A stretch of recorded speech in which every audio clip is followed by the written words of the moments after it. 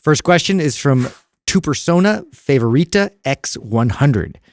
Why is muscle soreness and calories burned not a good cue on effective exercises? What do you suggest we track? Oh, so that's good. Okay, so calories burned is okay to track total for the day, but really one of the reasons why we don't tell people to judge workouts by the calories burned. So in other words, what we often say is, look, the calories you burn during a workout, that really don't worry about that. In other words, that's not how you should rank your workouts, because what people tend to do is say, oh, this is a higher calorie burning workout, therefore it's better for fat burning. The problem with that is it ignores the adaptations that the exercise induces, and it's the adaptations that make the biggest impact. For example, if you lift weights, you're not going to burn nearly as many calories as if you do lots of long distance running. Long distance running burns far more calories. But when it comes to long-term fat loss, lifting weights is more effective because it tends to speed up the metabolism. It builds muscle, and it teaches your body to burn more calories on its own. So that's that. Now, as far as soreness is concerned, I get where people can say, oh, because I'm sore, that means my workout was effective.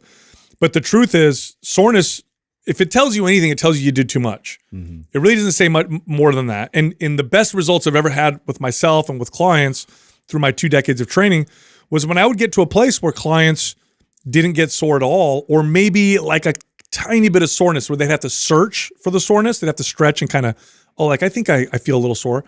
Feeling really sore usually meant, or almost always meant, they did too much, and it would typically precede worse results or injury. I would make the same case for calories burned as a metric for the workout. Yeah. All that means is you made the workout hard, and making it doesn't mean it's effective. Yeah, making an exercise hard is not necessarily what makes it effective. So I think it's a terrible way.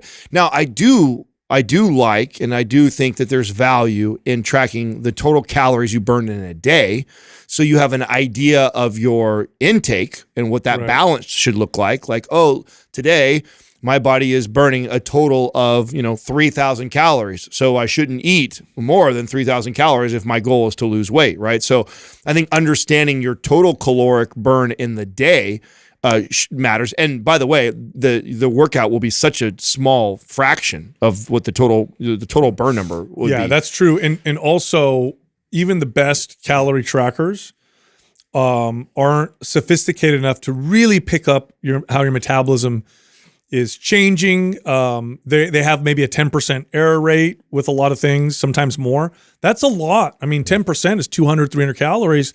That can make or break. And if you build a little bit of muscle or just teach your body to burn more calories, you're not necessarily going to pick that up with a calorie tracker. You will pick it up if you're tracking your calories consumed and notice that, oh, wow, I'm losing weight faster than before, or I'm hungrier, or I'm stronger.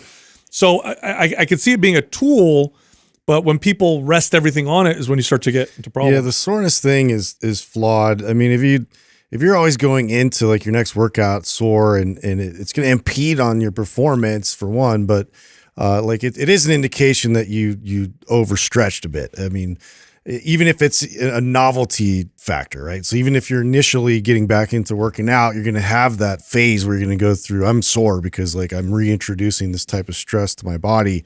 But you really, now kind of looking back at that and having more maturity in the way that I approach fitness, it's like you really need to like do even less than that coming back to be able to build upon that and actually get the desired adaptation instead of just getting that immediate feedback that I did work. Like that's all it indicates to me is I did a lot of work. Yeah. And I'm healing from that work. Not necessarily what I need to be focused on is, do I feel stronger? Do I feel more energetic? Do I feel, a sense of progress going forward? Not necessarily do I feel like that workout led to me feeling like I had to make it through. Like I barreled through. So I'm measuring strength, technique, maybe circumference, maybe a picture.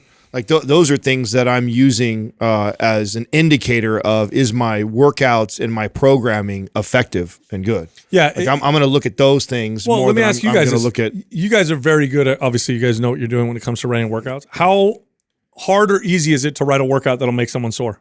Easy. Does it require any skill whatsoever? None. You don't need any workout. In fact, you don't need a program. if you just want to get sore. There's Go to the plenty of gym. brands out there that do And it you all just the want to time. burn a lot of calories. Yeah, go to the gym, move like crazy, do something that's really, really hard, stress the shit out of yourself. And I promise you, you'll see a little bit of results and you'll plateau real hard, either injure yourself or start to go backwards. Yeah. If it was as easy as getting sore, every new fitness fad would solve obesity. It doesn't, because that's not how it works. And worshiping the soreness and pain leads to a bad relationship with exercise anyway, even if it were a great way to judge your workouts. No, if you want to take all different kind of workouts and exercise types and rank them in terms of effectiveness, rank them on the adaptations they induce in the body, not on the perceived challenge of doing them, not on the soreness or the calories burned while doing them. That means very little. And you said something, Adam, about the calories burned during a workout, how it's almost inconsequential. It is. Like, you do an hour intense exercise, what are you going to burn? 400 calories if you're lucky? Yeah. 400 extra calories. So you work out 3 days a week. Okay, 1,200 calories a week. Do the math over the course of the week. What is that per day, right? That's almost nothing. Yeah.